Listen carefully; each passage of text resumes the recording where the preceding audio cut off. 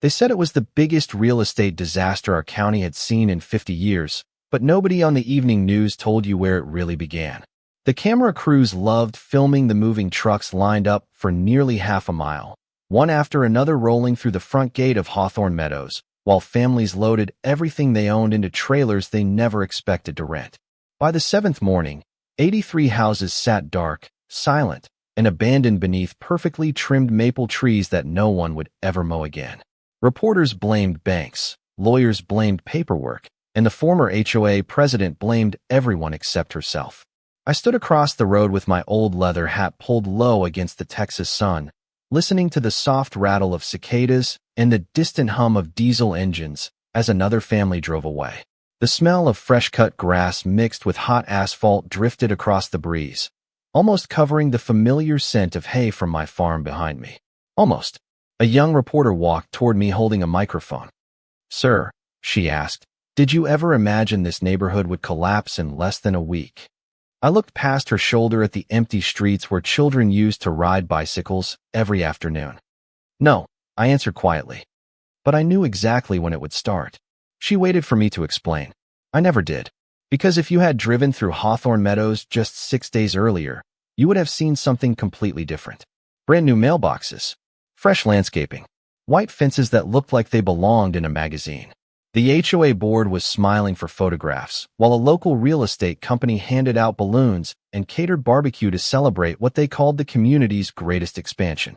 They toasted their success with expensive champagne, congratulating themselves for turning an old family farm into the newest luxury subdivision in the county. They believed they had won. They believed they had outsmarted one stubborn farmer who had disappeared for a few months to oversee a bridge restoration project in another state. They believed a few signatures, a handful of confident lawyers, and a polished closing ceremony had erased 63 years of ownership. What they didn't know was that my grandfather had left me something worth far more than 200 acres of Texas farmland. He left me patience. He left me every receipt, every survey, every county map, every faded document folded inside weathered envelopes that smelled like dust and cedar wood. Most important of all, he left me one forgotten agreement that nobody thought to read before celebrating on my land. My name is Ethan Walker.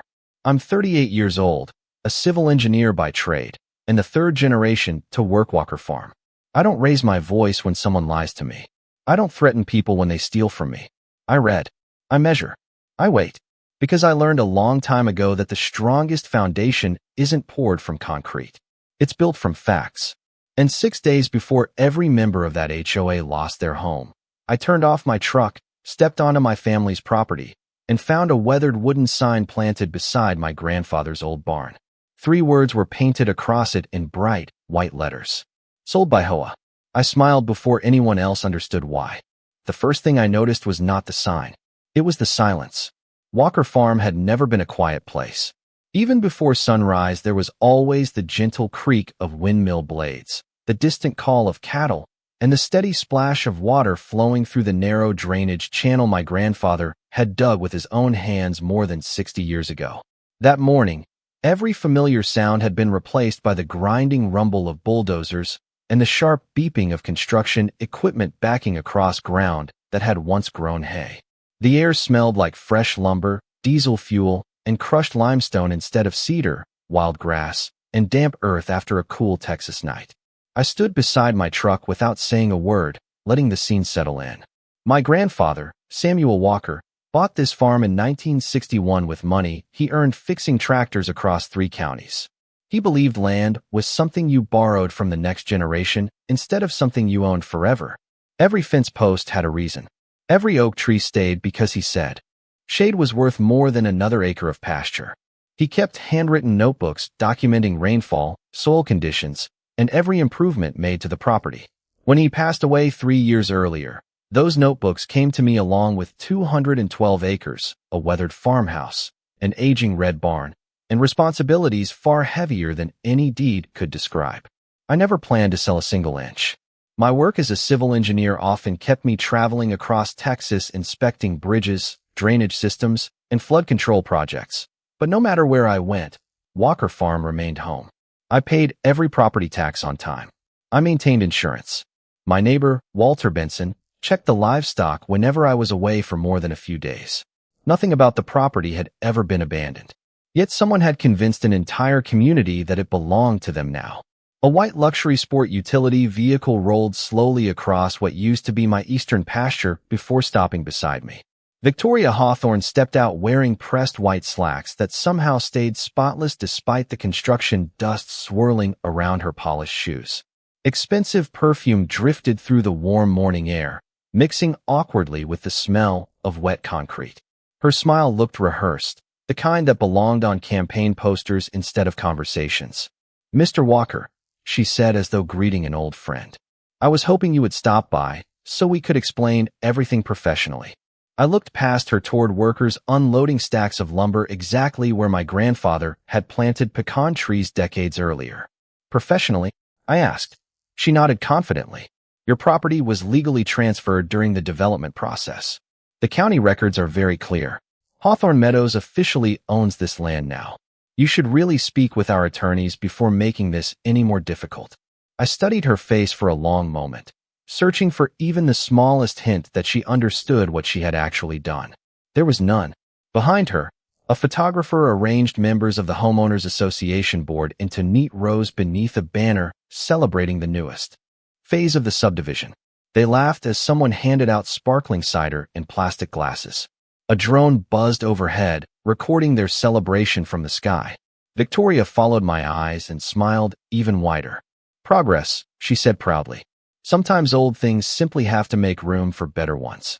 I reached into my truck and picked up a small metal toolbox that had belonged to my grandfather. Inside were a measuring tape, worn leather gloves, and a stack of folded county maps, so old the edges had turned the color of autumn leaves. I carried it without opening it. There would be time for that later. Because while everyone around me celebrated the future they thought they had built, I had already noticed something none of them had even bothered to see. I let Victoria finish talking because people usually reveal far more when they think they have already won. She interpreted my silence as surrender, adjusted the sleeve of her tailored jacket, and motioned toward the freshly built sales pavilion standing where my grandfather's equipment shed had once been. Bright blue banners snapped in the warm breeze, while cheerful music drifted from outdoor speakers. The smell of smoked brisket floated across the property from a catering tent, and polished golf carts carried smiling board members between rows of newly paved streets with names they had invented only weeks earlier. Walker Creek Lane, Heritage Circle, Meadowview Drive. They had erased decades of history and replaced it with marketing brochures. Victoria proudly handed me a glossy booklet covered with computer-generated images of families walking dogs beside decorative ponds that did not exist a month earlier. Inside, every available lot had already been marked as sold. She pointed to the final page with obvious satisfaction. "Phase 1 closed ahead of schedule," she said. 78 homes under contract. Families are already moving in. Property values are expected to increase another 15% by next spring. I slowly turned the pages while listening more carefully to what she was saying than what she thought she was saying. Every sentence contained another useful detail.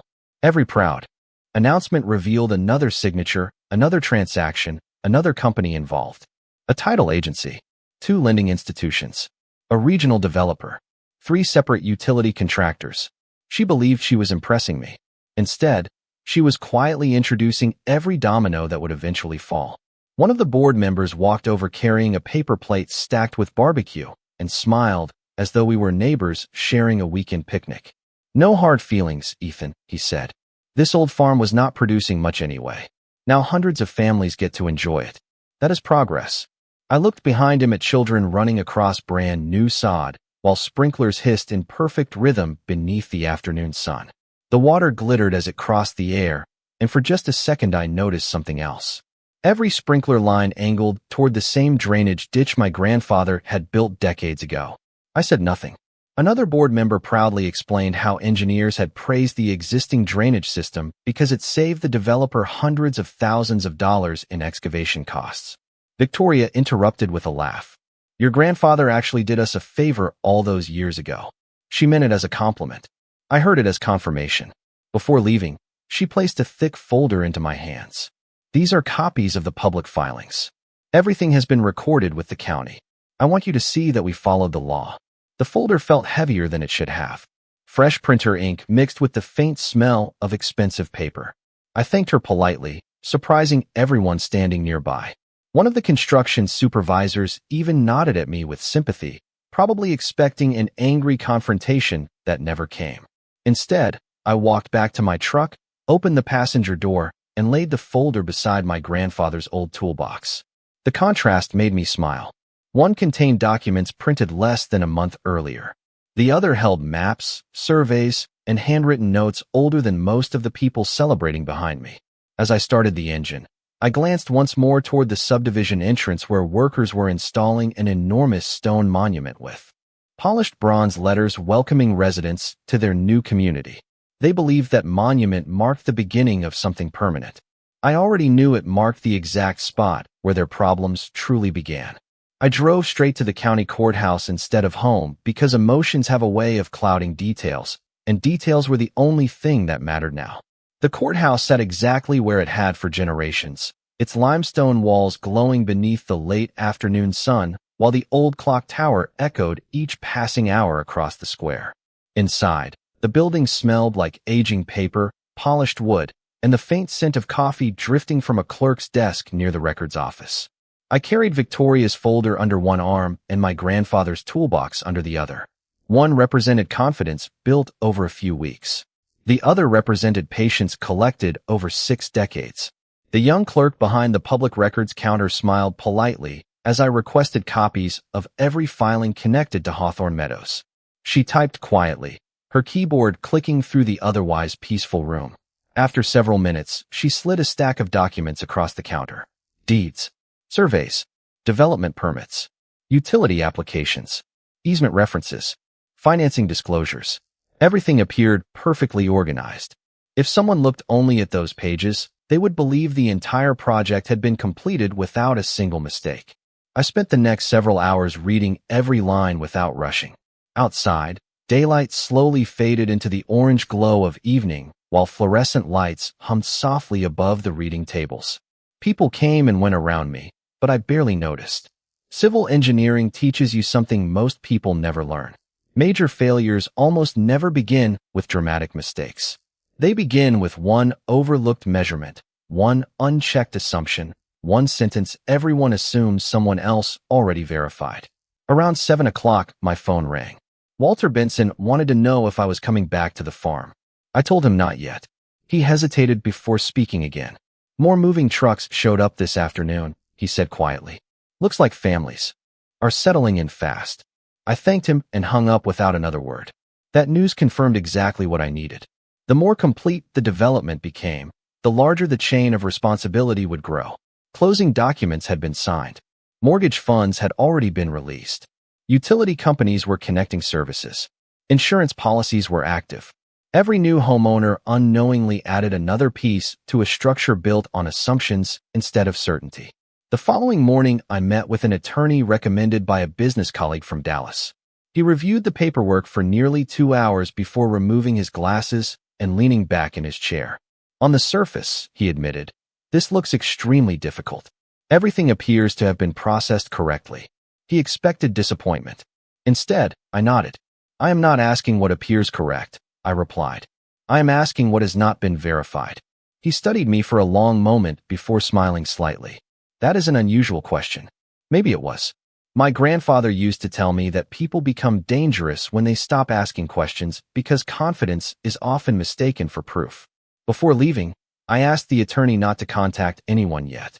No demand letters. No emergency filings. No public statements. He looked surprised. "If you believe something is wrong," he said, "why wait?" I closed the worn lid of my grandfather's toolbox and rested my hand on the weathered metal handle. "Because they are still building," I answered calmly. "And people who think they are winning rarely stop talking." As I stepped outside, a warm breeze carried the distant smell of fresh rain across the courthouse lawn. I looked toward the county map folded carefully inside the toolbox, remembering one tiny blue line my grandfather had circled in faded red pencil decades earlier. Everyone else had been looking at property boundaries. I had finally remembered to look at the water. The next morning, I unlocked the records room before most people had finished breakfast. An older clerk named Martha recognized me from the day before and smiled as she carried over another cart stacked with oversized survey books and faded plat maps. "Back again?" she asked. I nodded. "I think the answer is older than everyone keeps telling me." She laughed softly. "Around here, it usually is." The room felt cool compared to the summer heat outside, and the quiet was broken only by the gentle rustle of paper and the distant hum of an aging air conditioner. Dust floated through narrow beams of sunlight as I unfolded one map after another across the wide oak table. Most people searching county records look for ownership. I was looking for movement, water, drainage, access, things that existed long before subdivision names and decorative entrance signs. Hours passed as survey dates became older and handwriting became harder to read.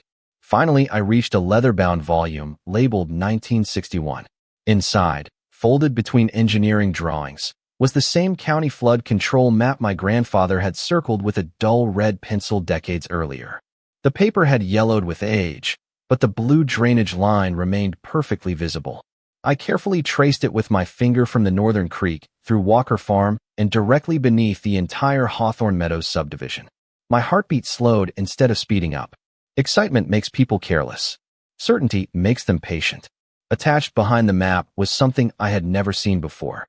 It was a recorded drainage easement agreement signed by my grandfather, the county engineer, and 3 neighboring landowners after severe flooding had damaged the area more than 60 years earlier. The agreement was remarkably simple.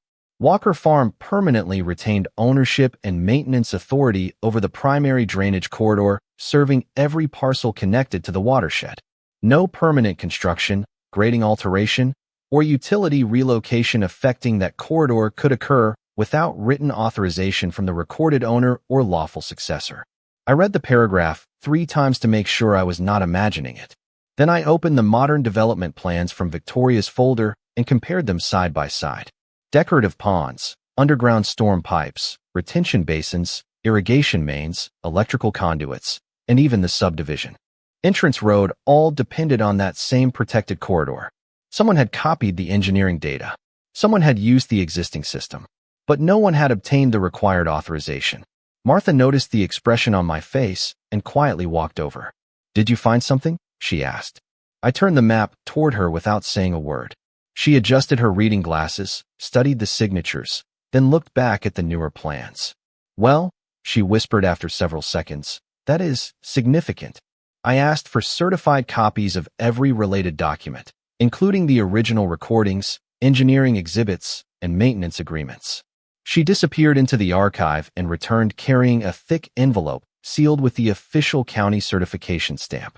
As she handed it to me, the weight felt strangely familiar, almost like my grandfather had been waiting all these years to place it in my hands himself.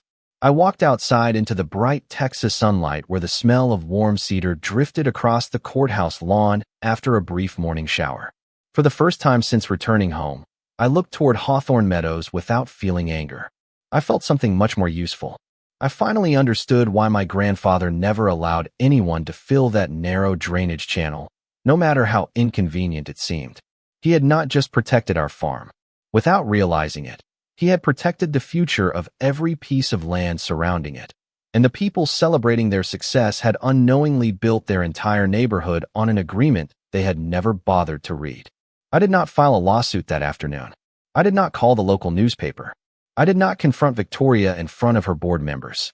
Instead, I drove back to Walker Farm, unlocked the old equipment shed that had somehow escaped demolition, and spread every certified document across my grandfather's workbench. The smell of machine oil, seasoned oak, and dry hay filled the room while the late afternoon breeze drifted through the open doorway. Outside, I could hear nail guns echoing from the subdivision as another row of houses moved closer to completion. Every sound reminded me that time was working in my favor instead of against me. My attorney called before sunset. "We have enough to begin," he said. "If that easement is as strong as it appears, we should seek an emergency injunction immediately." I understood why he wanted to move quickly. Most attorneys are trained to stop problems before they grow larger. Engineers often do the opposite. We watch entire systems before deciding where a single correction will have the greatest effect. "Not yet," I answered. He paused for several seconds. You are certain? Completely. I asked him to prepare every filing, organize every exhibit, and verify every certified record, but I instructed him not to submit anything until I gave the word. He trusted my judgment even if he did not fully understand it. Over the next several days, I quietly observed Hawthorne Meadows from the county road each morning before heading into town. More moving trucks arrived. Delivery vans unloaded furniture. Landscapers planted fresh trees beside sidewalks that still smelled like wet concrete. Utility crews connected additional services while inspectors signed final occupancy approvals. Children laughed in front yards where cattle had grazed only months earlier. The entire neighborhood looked peaceful, successful, and permanent. Victoria seemed happier every day. I occasionally saw her driving through the subdivision in her white sport utility vehicle, waving confidently to new homeowners as if she had personally created the community from empty land. She even gave a short interview to a local newspaper praising careful planning and responsible leadership. I clipped the article and placed it inside my folder without saying a word. Every public statement became another piece of the timeline. Every completed sale expanded the legal relationships connected to the same overlooked agreement resting inside my grandfather's toolbox. Walter Benson stopped by one evening, carrying 2 cups of coffee. He leaned against the old fence and looked toward the glowing porch lights across the subdivision. People think you gave up, he said carefully. I smiled. That is probably the safest assumption they can make right now. He laughed, although he still looked uncertain. Does waiting ever bother you? I looked down at the narrow drainage channel flowing quietly through the pasture. The water moved exactly as it had when I was a boy, never rushing, never stopping, always finding the path that had been established long before any of us arrived. My grandfather used to tell me that water never argues with a rock, I said. It simply keeps moving until the rock realizes it cannot stay where it is forever. Walter nodded slowly as though he finally understood. A few days later, my attorney called again. Every certified record had been verified. Every survey had been authenticated. Every engineering exhibit matched the county archives exactly. There were no missing signatures, no questionable copies, and no loose ends left to explain. I closed the folder, locked it inside my truck, and watched the evening sun settle behind the old pecan trees that still bordered my farm. Across the road, celebration continued inside Hawthorne Meadows. They believed the hardest part was over because every house was occupied, every mortgage had closed, and every family had unpacked. They never realized that the moment they considered everything finished was the exact moment I was finally ready to begin. The courthouse was unusually quiet on the morning we finally filed the case. Outside, the flags barely moved in the still Texas air, and the only sound came from the steady footsteps of people beginning another ordinary workday. For everyone else, it was just another Tuesday. For me, it was the day 63 years of forgotten paperwork finally caught up with 1 month of careless ambition. My attorney placed the certified records on the clerk's counter, one folder at a time. Original easement agreement, recorded engineering exhibits, county flood control maps, survey comparisons, maintenance records, property history. Every document carried an official certification seal. Nothing depended on opinion. Everything depended on facts that had already existed long before Hawthorne Meadows was ever imagined. We requested an expedited hearing because ongoing construction and occupied homes were directly affected by recorded property interests that had never been lawfully addressed. Even then, I said very little. The documents spoke more clearly than I ever could. News traveled faster than I expected. By the afternoon, Victoria arrived at the courthouse, surrounded by attorneys carrying polished briefcases and thick binders. She walked through the hallway with the same confidence I had seen the day she handed me her development brochure. When she noticed me sitting quietly outside the courtroom, she smiled politely. "Mr. Walker," she said, "I hope this misunderstanding can finally be resolved today." I returned the smile. "I hope so too." She interpreted my calm voice exactly the way she always had. She mistook patience for weakness. Inside the courtroom, the judge carefully reviewed the filings before asking a series of direct questions. Had the recorded drainage easement been disclosed during development approval? Had written authorization been obtained from the lawful property owner? Had the engineering plans acknowledged the maintenance authority described in the recorded agreement? The answers became shorter with each question. Attorneys shuffled through binders. Consultants whispered to one another. Someone requested additional time to verify historical records. The judge quietly examined the certified county copies resting on the bench before comparing them to the development filings. The room became so still that I could hear the faint hum of the ventilation system overhead. My attorney never raised his voice. He simply placed one survey beside another until the entire sequence became impossible to ignore.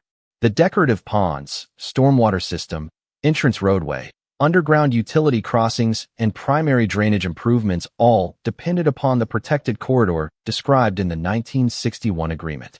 Without proper authorization, the legal foundation supporting those approvals was incomplete. After nearly 2 hours of careful review, the judge removed his reading glasses and signed a temporary order preserving the disputed property interests while directing further review of the affected transactions and approvals. It was only one signature on a single page, yet the atmosphere inside the courtroom changed immediately. Victoria's confident expression disappeared for the first time since I had returned home. Her attorneys stepped into the hallway, making urgent telephone calls. Representatives from the title company quietly left the courtroom carrying copies of the order. Bank counsel requested certified records before departing without speaking to anyone. No dramatic speeches were necessary because everyone understood what one judicial signature meant. Questions that should have been asked months earlier now required immediate answers. As I walked down the courthouse steps, the warm breeze carried the familiar scent of cedar from the hills beyond town. My grandfather used to say that a strong bridge does not collapse because of one heavy truck. It fails because one small bolt was ignored during construction. Standing there beneath the bright morning sun, I realized the first bolt had finally come loose, and the rest of the structure had only just begun to feel the weight. The effects did not arrive all at once. They arrived exactly the way large systems usually fail, one official notice at a time. On Wednesday morning, the title company suspended every pending transfer connected to Hawthorne Meadows until the recorded property interests could be reviewed. By noon, lenders began requesting additional documentation from the developer and the homeowners association. Before sunset, utility contractors quietly paused several expansion projects because their legal departments needed clarification regarding the disputed drainage corridor. None of those actions looked dramatic by themselves, but together they created a silence that spread across the neighborhood faster than any rumor. The cheerful construction crews that had filled the streets only days earlier became smaller with each passing morning. Heavy equipment sat parked beside unfinished sidewalks while supervisors spent more time on telephone calls than operating machinery. The smell of fresh concrete slowly disappeared, replaced once again by the scent of sun-baked grass drifting from my farm. On Thursday, Walter Benson drove over carrying the local newspaper folded beneath his arm. A small article on the front page described the court order without reaching any conclusions, but that was enough. Questions spread through the subdivision before breakfast. Homeowners wanted answers from the board. The board wanted answers from the developer. The developer wanted answers from engineers, attorneys, surveyors, and title professionals. Every conversation seemed to end with someone saying, "We are still reviewing the records." By Friday, moving trucks began appearing for a very different reason than before. Some families chose to leave temporarily because they did not know how long the uncertainty would last. Others worried about financing, insurance, or future resale. Nobody was being forced out by me, and nobody was being removed by the court. People were simply reacting to a growing legal uncertainty that should never have existed in the first place. Victoria called me twice that afternoon. I allowed both calls to go to voicemail. Her confident voice from earlier meetings had disappeared. She sounded tired, asking if we could work something out privately. I saved the messages without responding. There was nothing personal left to negotiate. The matter had become larger than either of us. County officials continued reviewing permits. Financial institutions continued examining loan files. Attorneys continued comparing old surveys with new engineering plans. Every professional involved had the same responsibility now: determine how a recorded agreement had been overlooked. By the weekend, the neighborhood felt completely different. Lawns remained neatly trimmed, but front porches sat empty. Decorative fountains still flowed, yet conversations had become quiet and cautious. The grand entrance monument that once symbolized celebration now stood behind temporary information signs directing residents to legal updates and community meetings. I drove past slowly one evening with my truck windows down. The familiar drainage channel flowed beneath the entrance road exactly as it always had, carrying clear water through the same path my grandfather had protected decades earlier. Nothing about the land had changed. Only people's understanding of it had. Walter looked across the road and shook his head. All of this, he said softly, because somebody ignored one old document. I watched the water disappear beneath the bridge before answering.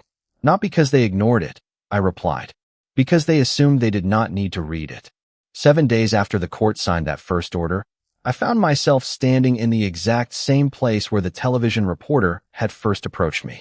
The morning air carried the clean scent of cedar and freshly cut hay instead of wet concrete and construction dust. The line of moving trucks had grown even longer, but now they rolled away in complete silence. No celebration banners fluttered across the entrance. No music played through outdoor speakers. The polished stone monument welcoming residents to Hawthorne Meadows still stood beside the road, yet it had become little more than a landmark marking where confidence had outrun responsibility. During the weeks that followed, the legal reviews continued exactly as they should. Recorded property interests were corrected. Transactions affected by the unresolved issues faced the consequences required by law. Financial agreements that depended upon incomplete approvals were reevaluated. Some homeowners reached settlements through their lenders and title insurance companies. Others chose different paths. The neighborhood slowly emptied while professionals worked through the complicated process of untangling decisions that should have been questioned before the first foundation was poured. Victoria resigned from the Homeowners Association board before the final reviews were completed. I saw her only once afterward. She stood beside the subdivision entrance looking smaller than I remembered, watching another moving truck disappear down the county road. She noticed me parked across the street, but never walked over. Neither did I.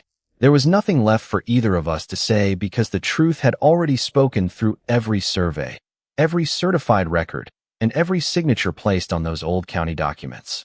A few months later, I spent an entire Saturday rebuilding the wooden fence along the eastern pasture with Walter Benson.